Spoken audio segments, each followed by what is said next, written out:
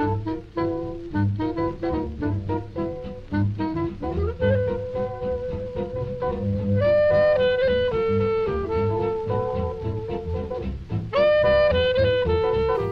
le plus dur, c'était de trouver quelque chose une construction logique entre les 22 histoires.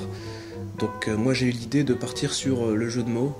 C'était l'idée qui me paraissait la plus simple à faire en 24 heures, à partir du mot Popeye. Je suis parti sur quelque chose pour gagner le maximum de temps, donc sur un crayon de papier, donc j'ai gardé tous les traits de construction pour faire Popeye, les voitures. J'ai tout gardé tel quel, et puis j'ai peint de manière assez rapide à l'aquarelle, sans respecter trop les contours, etc. Ça rend la chose un peu plus vivante. Je l'ai un peu transformé, je l'ai rendu un peu plus maigre, parce que je trouvais qu'il avait plus de caractère tout fin, en exagérant tous ses mouvements, ça fait plus cartoon comme ça.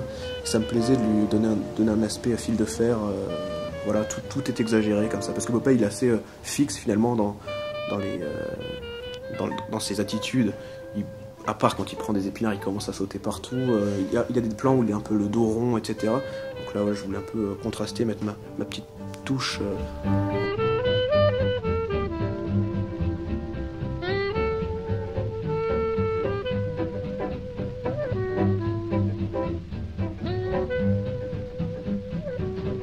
Donc voilà, moi je suis parti sur l'idée de travailler sur le visage même de Popeye, comment est-ce qu'il s'est retrouvé avec une gueule complètement défoncée. Et donc j'ai essayé d'avoir un maximum de techniques différentes, parce que pour moi les 24 heures de la BD c'était une occasion de m'amuser, d'explorer des choses.